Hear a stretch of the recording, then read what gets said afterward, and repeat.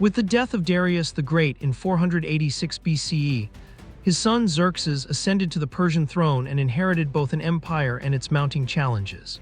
At the time of his passing, Darius was actively preparing for a renewed military expedition against the Greek city-states, a campaign intended to avenge the Persian defeat at the Battle of Marathon and to further extend Achaemenid influence into Europe.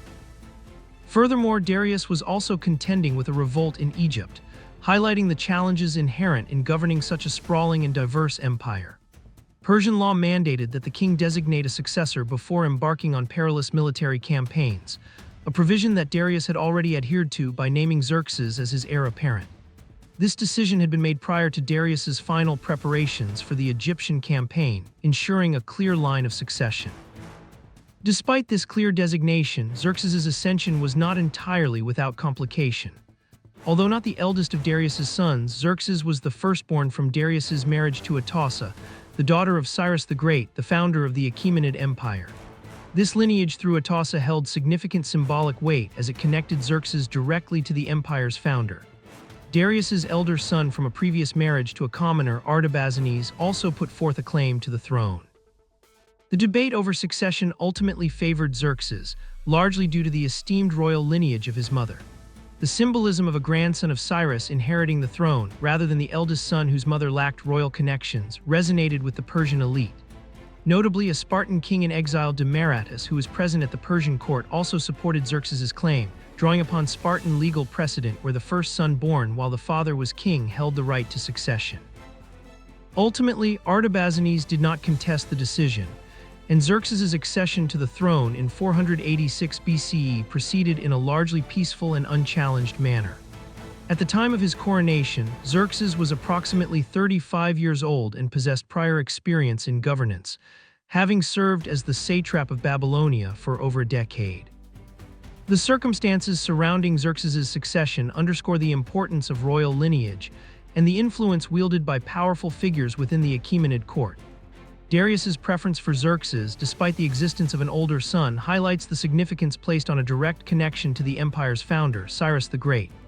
The relatively smooth transition of power suggests a well-defined system of succession within the Persian Empire, even in the face of a potential challenge. The initial years of Xerxes's reign were marked by the necessity of quelling significant revolts within the empire, demonstrating his resolve to maintain the vast territories inherited from his father. Shortly after his ascension, Xerxes faced a significant uprising in Egypt, which had commenced in 486 BCE during the final period of Darius's rule. Several factors likely contributed to this revolt, including the Persian defeat at the Battle of Marathon, which may have emboldened subject peoples to challenge Achaemenid authority, and the transition of power to a new king, Xerxes, which could have been perceived as a moment of vulnerability. Furthermore, the heavy taxation imposed by Darius in order to finance his planned invasion of Greece, coupled with the deportation of skilled Egyptian craftsmen to contribute to royal building projects at Susa and Persepolis, likely fueled resentment among the Egyptian populace. Xerxes responded to this challenge with decisive force, personally leading the Persian army into Egypt and successfully crushing the rebellion in 484 BCE. Historical accounts suggest that Xerxes employed considerably harsher methods than his father had typically used, ravaging the Delta region and imposing a more stringent form of servitude upon the Egyptians. Following the suppression of the revolt, Xerxes appointed his full brother Achaemenes as the new satrap of Egypt, ensuring a loyal governor in this strategically important region. Despite the brutal nature of the suppression, some textual evidence from Egypt suggests that Xerxes permitted the Egyptians to continue managing their own administrative and economic affairs, and even introduced Persian Qanat technology to enhance agricultural productivity. Xerxes's swift and forceful reaction to the Egyptian revolt underscores his unwavering commitment to maintaining imperial control from the very outset of his reign. The apparent shift towards more severe measures compared to Darius's likely approach might reflect a heightened sense of urgency in response to a revolt occurring during a period of leadership transition. While suppressing the uprising with considerable force, the continuation of Egyptian administration and technological advancements hint at a pragmatic approach aimed at ensuring long-term stability within the province. Xerxes also faced significant unrest in Babylon, a historically prominent and culturally rich region within the Persian Empire. Babylon revolted on two separate occasions during the early years of Xerxes' rule, first in 484 BCE under the leadership of Bel-shimanni, and again in 482 BCE led by Shamash-eriba. The underlying causes for these revolts likely stemmed from the heavy burden of taxation imposed by the Persian rulers, coupled with a persistent desire among the Babylonians to restore their former independence and re-establish their own kingdom. The second revolt, spearheaded by Shamash-eriba, proved to be a more serious challenge to Xerxes' authority, as numerous cities within the Babylonian satrapy joined the uprising. Xerxes entrusted the task of suppressing this rebellion to his son-in-law Megabyzus, who besieged Babylon for an extended period before finally quelling the revolt in 481 BCE. As a consequence of these repeated acts of defiance, Xerxes implemented punitive measures against Babylon. The once extensive Babylonian satrapy was divided into smaller administrative units, significantly diminishing its political standing within the empire. Furthermore, Xerxes made a symbolic break with the past by abandoning the traditional title of King of Babylon in his official titulature, thereafter referring to himself solely as King of the Persians and the Medes. Classical Greek authors documented a narrative of violent repression following the Babylonian revolts, alleging the destruction of the city's fortifications and the pillaging of its temples. However, modern historical scholarship suggests that widespread destruction of temples is unlikely, and that these accounts may be colored by anti-Persian sentiments prevalent among Babylonian populations. A particularly controversial event during Xerxes' early reign was the alleged melting of the golden idol of Marduk, the patron deity of Babylon. According to historical accounts, primarily from Greek sources, Xerxes is said to have confiscated and melted down this highly revered statue. This act was considered a profound affront to Babylonian religious tradition, as it was customary for the legitimate ruler of Babylon to grasp the outstretched hands of the Marduk statue during the annual New Year's festival Akitu, to ensure continued prosperity throughout the land. Xerxes' motivation for this drastic action may have been rooted in a desire to assert absolute imperial dominance over Babylon, rejecting the notion of a personal union and undermining a key symbol of Babylonian identity and autonomy. Some scholars have also suggested a connection between this incident and Xerxes' potential adherence to Zoroastrianism, noting his inscriptions that proclaim his opposition to the worship of devas, ancient pre-Zoroastrian deities, with whom he may have associated the Babylonian pantheon. Modern historians, however, remain divided on the historicity of the statue's destruction and removal. Some argue that the sources may refer to a different statue, perhaps a golden effigy of a man, rather than the idol of the god Marduk itself. Having consolidated his authority by suppressing revolts in key regions of his empire, Xerxes turned his attention to fulfilling the ambitions of his father, Darius I, by launching a full-scale invasion of Greece.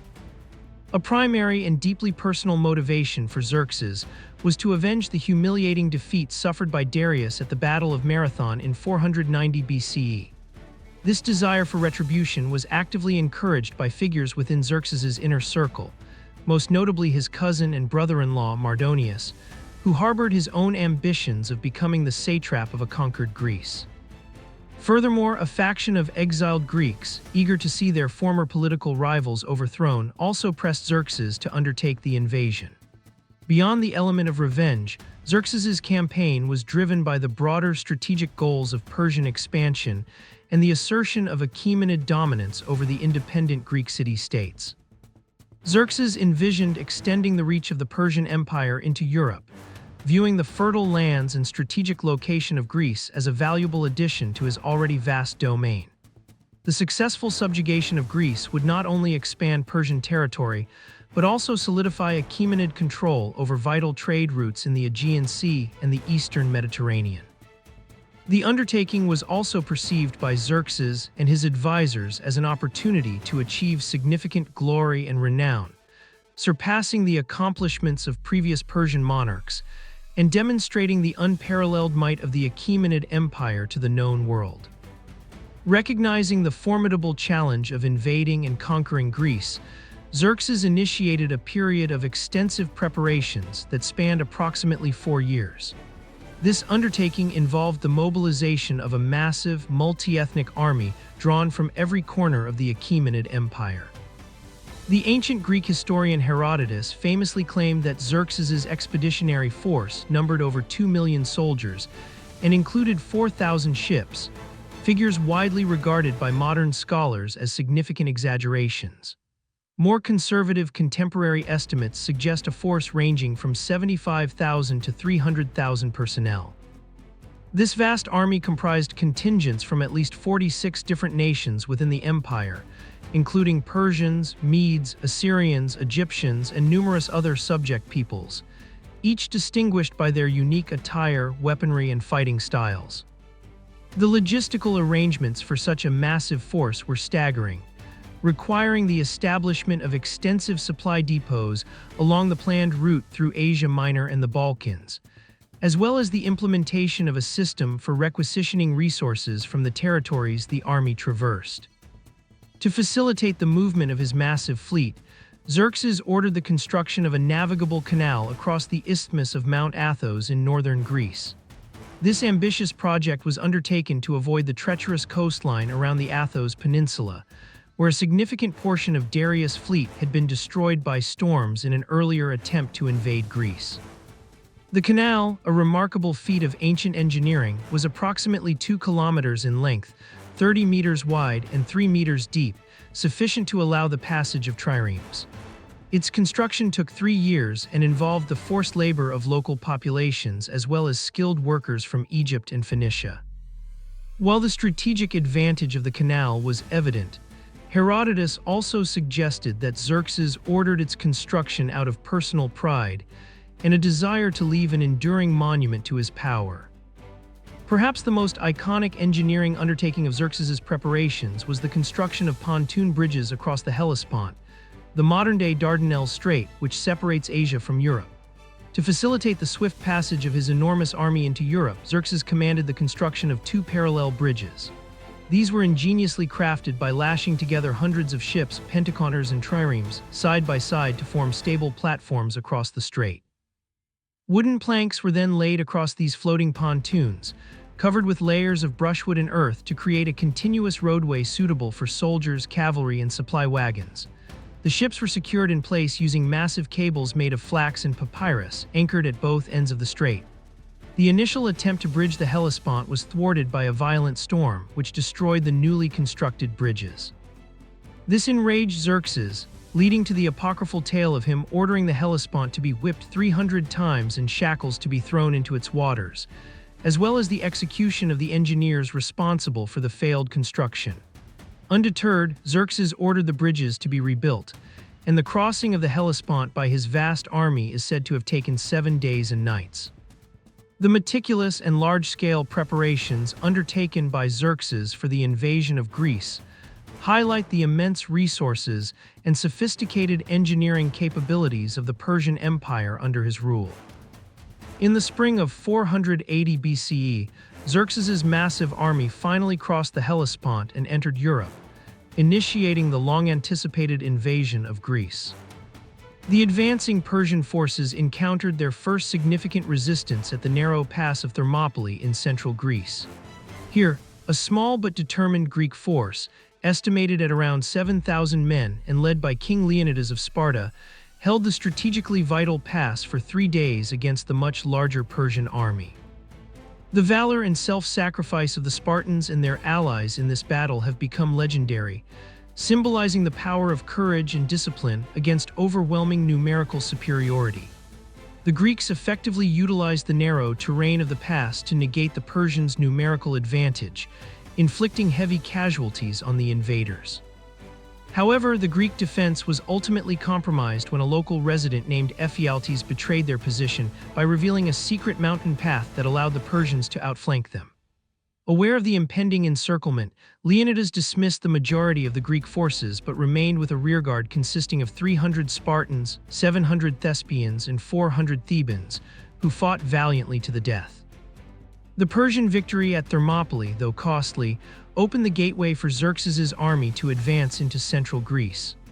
While a military defeat for the Greeks, the Battle of Thermopylae provided a crucial delay, allowing other Greek city-states valuable time to prepare their defenses against the advancing Persian forces. Following their victory at Thermopylae, the Persian army marched southward through central Greece, encountering relatively little organized resistance. Anticipating the Persian advance into Attica, the Athenians, under the guidance of the general Themistocles, made the strategic decision to evacuate their city, relocating the civilian population to the nearby island of Salamis. In September 480 BCE, Xerxes' forces entered the now deserted city of Athens, and in a fit of rage fueled by the long history of Athenian defiance and the memory of the burning of Sardis during the Ionian revolt, ordered it to be sacked and burned, including the Acropolis and its sacred temples. The destruction of Athens, a prominent center of Greek culture and democracy, sent shockwaves throughout the Hellenic world, further galvanizing the Greek city-states to unite against the common Persian enemy. While Xerxes initially viewed the burning of Athens as a fitting punishment, historical accounts suggest that he later regretted this act, considering it his only significant remorse during the entire campaign. This act of destruction, particularly the desecration of the Acropolis, proved to be a major strategic blunder, as it ultimately strengthened Greek resolve to resist Persian domination. The pivotal moment in Xerxes' invasion of Greece came with the naval battle of Salamis, which took place in the narrow straits between the Greek mainland and the island of Salamis in September 480 BCE. Despite commanding a significantly larger fleet, the Persians suffered a decisive defeat at the hands of the allied Greek navy, primarily due to the superior tactics and maneuvering of the Greek ships in the confined waters of the straits. The Greek fleet, under the strategic leadership of Themistocles, cleverly lured the Persian navy into the narrow straits, where the sheer size and lack of maneuverability of the Persian ships became a significant disadvantage. The smaller and more agile Greek triremes effectively employed tactics of ramming and boarding, inflicting heavy losses on the Persian fleet. Xerxes himself is said to have witnessed the unfolding naval battle from a vantage point on a cliff overlooking the straits. The Battle of Salamis proved to be a decisive turning point in the Greco-Persian Wars, marking the beginning of the decline of the Achaemenid Empire's ambitions in Greece. Fearing that the victorious Greek fleet might sail to the Hellespont and destroy the vital pontoon bridges, thereby trapping his massive army in Europe, and with his naval power significantly weakened, Xerxes made the decision to retreat to Asia Minor with the majority of his land forces. However, Xerxes did not entirely abandon the campaign. He left behind a substantial force, estimated at around 300,000 elite troops, under the command of his general and brother-in-law Mardonius to continue the effort to subjugate Greece. Mardonius and his remaining army spent the winter of 484-79 BCE in Thessaly, and Mardonius initiated diplomatic overtures towards Athens, offering the city favorable terms in an attempt to secure its allegiance and weaken the Greek coalition. However, the Athenians, steadfast in their resistance to Persian domination, rejected Mardonius's offer and instead sought military assistance from Sparta. Following the failure of his diplomatic efforts, Mardonius marched his forces south again in the spring of 479 BCE and reoccupied the evacuated city of Athens. The final and decisive land battle of the Second Persian invasion of Greece took place in 479 BCE near the city of Plataea in Boeotia. A large, unified Greek army, comprising contingents from numerous city-states including the formidable forces of Sparta and Athens, confronted Mardonius's Persian army. After a prolonged standoff, the Greeks achieved a decisive victory, routing the Persian army and killing Mardonius in the process. Coinciding with the land battle at Plataea, the Greek navy achieved another significant victory against the remnants of the Persian fleet at the Battle of Mycale, fought across the Aegean Sea in Asia Minor. These twin defeats at Plataea and Mycale effectively brought an end to the Persian invasion of Greece and marked a crucial turning point in the Greco-Persian Wars. Following the decisive defeats, the Persian Empire shifted its primary strategy away from direct military conquest and towards a policy of diplomacy and the maintenance of influence in Western Asia. The Persians adopted a tactic of subtly manipulating the relationships between the various Greek city-states, often seeking to play them against each other in order to prevent the formation of a unified and powerful Greek entity that could threaten Persian interests in the region. While the ambition of directly incorporating mainland Greece into the empire was largely abandoned, Persia continued to exert its influence through alliances with certain Greek factions, and by intervening in the internal conflicts that frequently erupted among the city-states for a considerable period after the major invasions. After the major military engagements in Greece, Xerxes dedicated significant attention to the administration of his vast empire and the pursuit of personal interests, including ambitious construction projects. Following his return from Greece, Xerxes directed his focus towards the completion and initiation of grand construction projects, particularly at the ceremonial capital of Persepolis and the administrative center of Susa. At Persepolis, Xerxes oversaw the final stages of several monumental structures that had been initiated by his father, Darius I. These included the expansive Apadana, a grand audience hall used for royal receptions and ceremonies, and the Tachara, a smaller palace intended for private use. Furthermore, Xerxes embarked on the construction of his own grand palace at Persepolis, designed to be twice the size of his father's, and also initiated the creation of the impressive hall of 100 columns, which modern historians believe likely served as the empire's treasury. Xerxes also ordered the construction of the magnificent Gate of All Nations, which served as the main entrance to the palatial complex.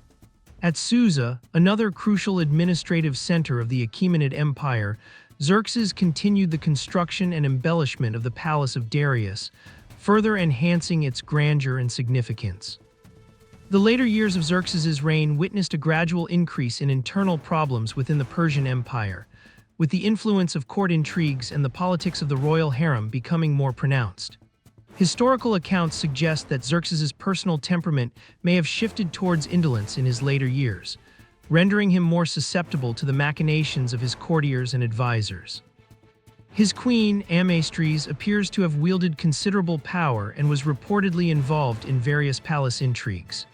Eunuchs, who held positions of trust within the royal household and the harem, also gained increasing influence over the king and the affairs of the court. The biblical Book of Esther, while potentially a work of fiction, offers a compelling narrative that provides a glimpse into the complex and often cutthroat world of Xerxes' harem and the political machinations that could unfold within its confines. Xerxes himself was also implicated in personal scandals, including alleged affairs with his brother's wife and daughter, which reportedly led to brutal acts of retribution and further destabilized the royal court. The cumulative effect of these growing internal issues, characterized by power struggles, personal vendettas, and the pervasive influence of harem politics, likely weakened Xerxes' capacity to govern effectively and may have contributed to a gradual decline in the overall stability and strength of the Persian Empire. The reign of Xerxes I came to an abrupt end around 465 BCE when he was assassinated as part of a palace conspiracy. The assassination plot also resulted in the death of Xerxes' designated heir, Darius, further plunging the empire into a period of uncertainty. Key figures implicated in the conspiracy included Artabanus, the commander of the royal bodyguard and a highly influential figure within the Persian court, and possibly a eunuch named Achaemenid. The precise motivations behind Xerxes' assassination remain a subject of historical debate. Some accounts suggest that Artabanus orchestrated the plot with the aim of seizing the throne for himself. Other narratives point to the involvement of Xerxes' younger son, Artaxerxes, who ultimately succeeded his father as king. Greek historians have provided varying and sometimes contradictory accounts of these events, making it challenging to establish a definitive version of the conspiracy. Following the assassinations of Xerxes and Darius, Artabanus briefly held significant power, but he was eventually betrayed by his fellow conspirator Megabyzus and subsequently killed by Artaxerxes I, who then consolidated his claim to the Persian throne. The historical legacy of Xerxes I is complex and multifaceted, shaped both by the perspectives of his adversaries and the tangible remnants of his reign. In the historical memory of the Greeks, Xerxes I is primarily remembered as a formidable antagonist and a symbol of Eastern tyranny and aggression. His massive invasion of Greece in 480 BCE, culminating in the sack and burning of Athens, solidified his image as a ruthless and ambitious ruler seeking to subjugate the free Greek city-states. Greek writers such as Herodotus and Aeschylus portrayed Xerxes as arrogant and hubristic, blinded by his own power and prone to acts of excessive pride, such as his legendary outburst against the Hellespont. The Battle of Thermopylae, despite the eventual Persian victory, became an enduring symbol of Greek courage and resistance against the perceived tyranny of the Persian Empire under Xerxes' command. This enduring Greek perspective, emphasizing Xerxes' ambition and the clash between Persian imperial power and Greek ideals of freedom, has profoundly influenced Western historical perceptions of his reign. From a Persian standpoint, however, Xerxes' reign can also be viewed as a period of significant efforts to consolidate and strengthen the vast empire he inherited. His grand construction projects at Persepolis and Susa served not only as symbols of imperial power and wealth, but also as crucial centers for administration and ceremonial functions, enhancing the empire's infrastructure. Xerxes demonstrated his commitment to maintaining the integrity of the empire by decisively suppressing revolts in Egypt and Babylon, asserting central authority over diverse regions. He also maintained and potentially improved the royal road network, which facilitated efficient communication and trade throughout the vast empire. While his religious policies, particularly regarding the treatment of Babylonian deities, remain a subject of debate, his emphasis on the worship of Ahura Mazda could have been perceived within Persia as a means of promoting religious unity and reinforcing the legitimacy of his rule. From this perspective, Xerxes' reign was characterized by efforts to consolidate the empire's strength and project its power through infrastructure development and the firm exercise of royal authority. In our next episode, we will explore the period from Artaxerxes I through to Darius II, delving into an era defined by complex Greco-Persian diplomacy and significant internal struggles within the Persian Empire.